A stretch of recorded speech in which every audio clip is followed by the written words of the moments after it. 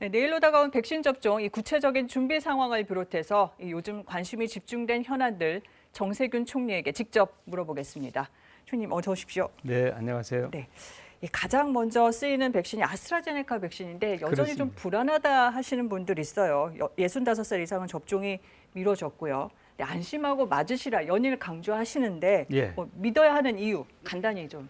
예, 우리 얘기해 식약처에서도 네. 안전성과 효과성에 문제가 없다고 확정을 했고요. 네. 또 국제적으로 널리 이미 사용되고 있기 때문에 그 아스트라제네카 백신에 대한 의구심은 근거가 없는 겁니다.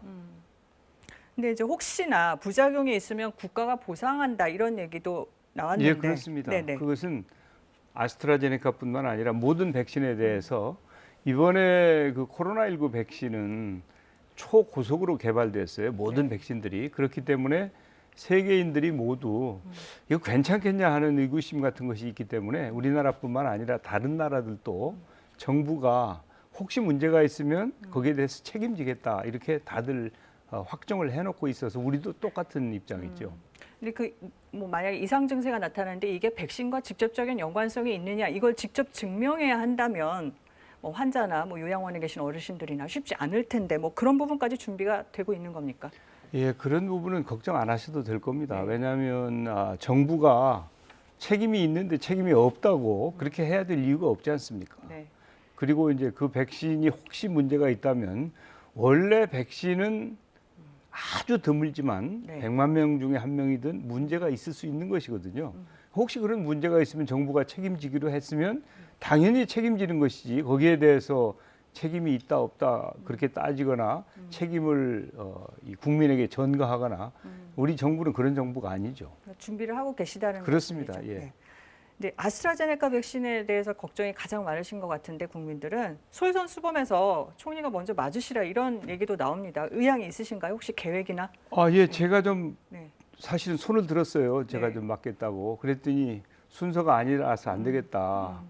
그래서 결국은 이제 국민 모두가 첫 번째 접종자가 되게 되었죠. 네.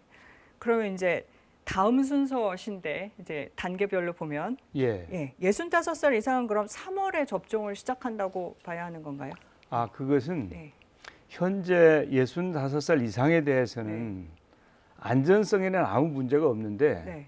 효과성에 문제가 있느냐 없느냐가 논란의 대상이에요. 네. 그건 무슨 이야기냐면은 임상 시험을 할 때 65세 이상을 대상으로 한 임상 숫자가 작았다. 통계가 부족하다. 그렇습니다. 네. 예, 그렇기 때문에 그 부분을 더 확인해야 그래야 65세 이상도 효과성이 있다라고 확정할 수 있겠다 네. 하는 것이 우리 식약처의 입장입니다. 네. 그리고 다른 나라들도 65세 이상을 그냥 접종하는 나라도 있고 또 어떤 나라의 경우에는 65세 이상은 충분히 실험을 하지 않았기 때문에 임상 시험을 하지 않았기 때문에 이건 좀 유보해야 되겠다 하는 입장인데 이제 거기에 대한 결론이 곧 나올 거예요. 네. 근데 그게 3월에 나오면 3월에 맞을 수 있고 뭐 4월로 밀릴 수도 있고 그 상황은 아무도 현재로서는 예측을 못하죠. 아직 유동적인 걸로. 그렇습니다. 네. 예.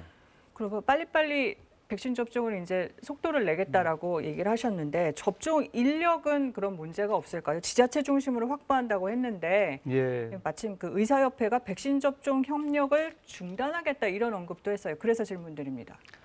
그것은 이제 의사협회가 전체적으로 그런 것은 아니고 네. 국회에서 입법하고 있는 사항과 관련해서 의사협회 회장께서 거기에 불만이 있으셔서 그런 말씀을 하신 걸로 알고 있어요. 그렇지만 저는 대부분의 의사들은 당연히 접종에 적극 나서 주실 것으로 알고 있고 현재 각 지역별로 우리 정부와 의사협회 간에 협의회를 만들어서 준비를 1월부터 철저하게 해왔거든요. 네. 그래서 현재 준비는 거의 완벽하게 다 돼 있다 이렇게 보시면 됩니다. 그 인력엔 문제가 없다. 예, 문제 없습니다. 네.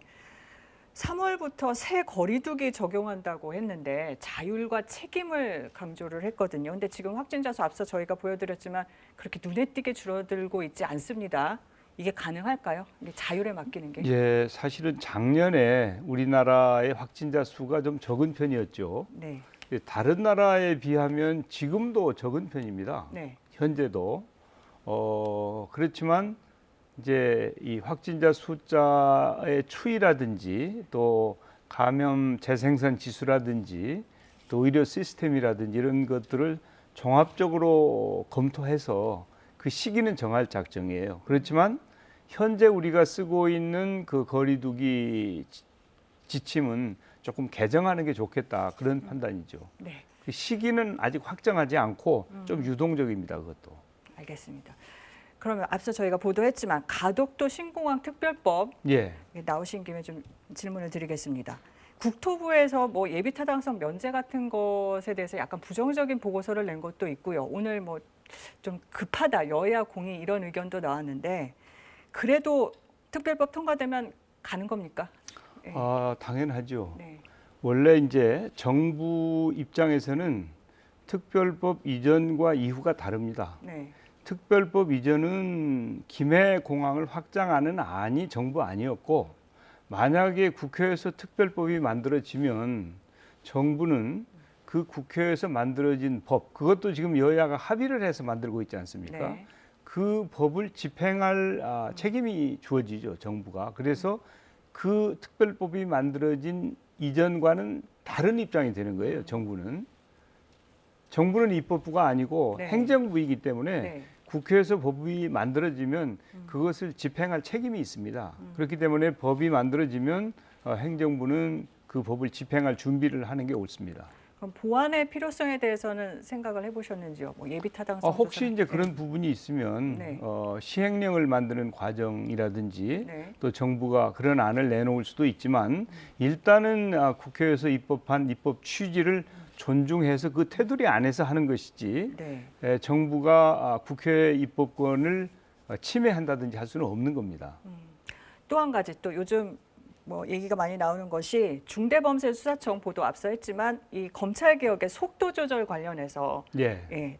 뭐 여당과 청와대 또 검찰의 생각이 좀 엇갈리는 모양새가 보이고 있는데 어떻게 보십니까? 속도 조절 필요한 건가요? 별 차이는 없는 것 같아요. 차이 없다. 예, 이제 우선 여권에서는 네. 기소와 수사를 분리해야 된다는 생각을 원래 가지고 있어요. 그런데 이제 어떤 그 기관을 신설하느냐 마느냐 이런 것 등등은 사실은 좀 더 논의가 필요할 수도 있겠죠. 네. 그렇지만은 그 부분도 현재 이 법안 발의가 정부에서 된 게 아니거든요. 네. 원래 우리 대한민국은 법안 발의권이 국회도 있지만 정부도 있습니다. 그 정부에서 발의했을 경우에는 제가 이제 정부 쪽 책임자니까 정부의 입장에서 그 법을 관철시키기 위해서 의회에 열심히 설명도 하고 이렇게 하겠죠. 그런데 네. 현재의 이 수사청을 신설하겠다고 하는 것은 네. 국회 발의거든요. 정부 발의 아니고. 그러니까 정부는 이제 그 입법 과정에 만약에 의견을 제시해라 하면 정부의 의견을 제시하고 또 이 법안 심사하는 과정에 참여를 하게 되겠죠. 그렇지만은 국회에서 입법 논의를 하고 있는데 정부가 나서서 가타부타 이래라 저래라 얘기를 하는 것은 그것은 지혜롭지 못한 일이고 또 어떻게 보면 월권입니다. 그래서 지금 정부로서는 국회가 어떻게 하는지 잘 지켜보고 만약에 국회가 정부의 의견을 물으면 네. 성실하게 의견을 제시하고 함께 논의를 할 것입니다. 네, 알겠습니다. 오늘 여기까지 듣겠습니다. 말씀 감사합니다.